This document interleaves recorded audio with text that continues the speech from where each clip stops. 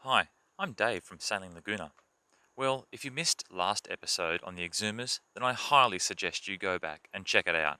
The Exumas is a fantastic cruising ground with tons to see and do.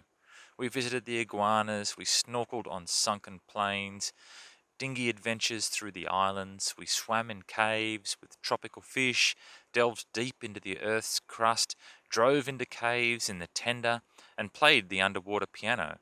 It really is a fabulous place. But now it's time to finish off the Exumas with Georgetown.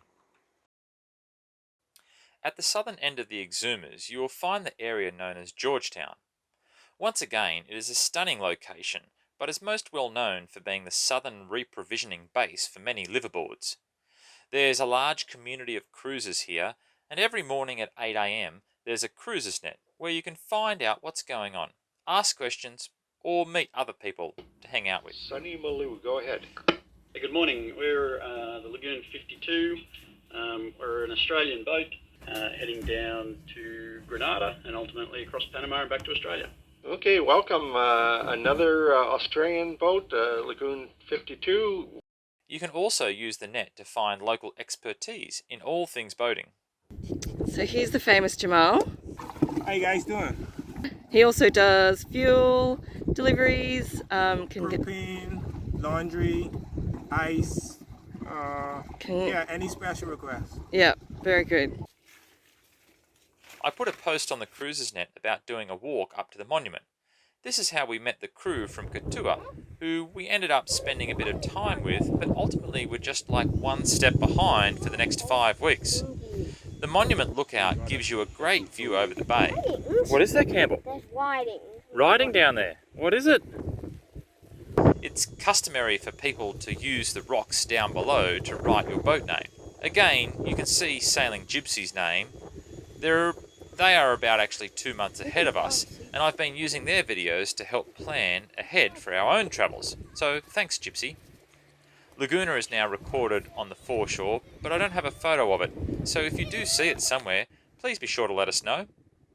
From the monument, you can walk down onto the other side of the island, which again has some very scenic Bohemian beaches to admire.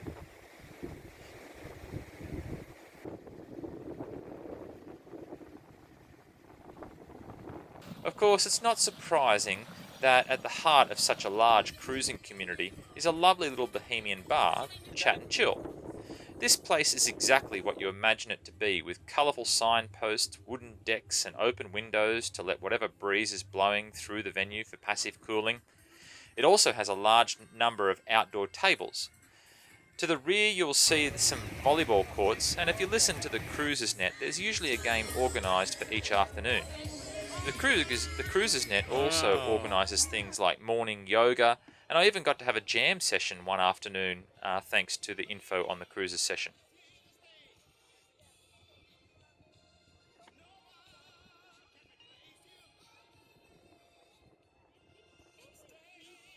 At the other side of the bay is the actual township of Georgetown, and as you can see, it has the coolest little canal that you pass through on your way into the dinghy dock.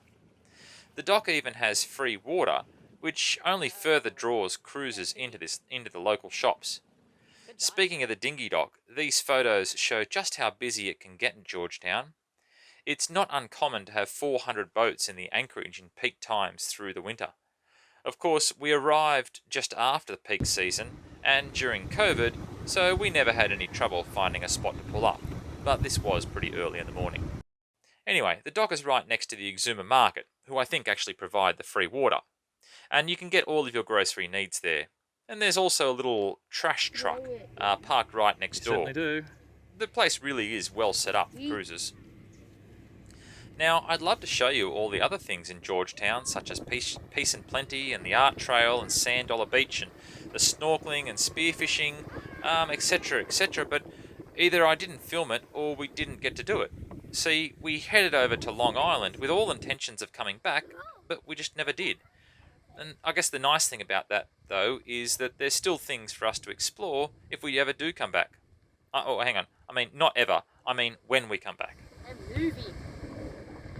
No! Wow. Whoa. Wow. That's pretty crazy, wasn't it, boys? Crazy. I was happy it didn't hit us. I'll finish the video off with the other side of boat life, fixing things in exotic locations. Although actually for me it's trying to fix things in exotic locations. You may also recall that I replaced a leaky water pump seal in Nassau. When I did this, I felt the raw water pump bearings would need to be replaced in the near future as well.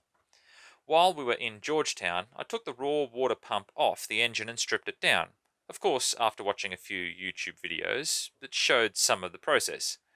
I did get stuck for a while on the reverse threaded nut that was next to the circlip, and now I'd love to be able to do a video on this process, but given that I've done 2 of them now and neither has actually exactly worked as intended once I've reinstalled it, I probably should leave it until I can talk with a little bit more expertise. So yeah, the pumps don't quite work as intended, and so what ends up happening there? Well, I guess you're going to have to wait until the next video to find out, and I'll try and cover that at the end of the Long Island video. So, I hope you enjoyed what you've seen, and I hope you find it useful. Anyway, that was our trip through Georgetown. See you next time for Long Island.